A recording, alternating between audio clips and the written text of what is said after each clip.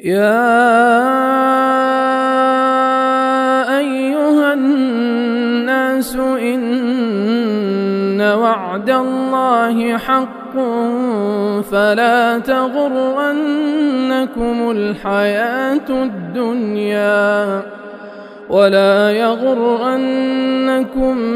بالله الغرور إن الشيطان لكم عدو فاتخذوه عدوا إنما يدعو حزبه ليكونوا من أصحاب السعير الذين كفروا لهم عذاب شديد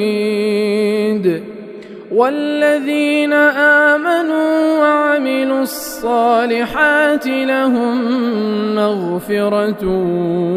وأجر كبير.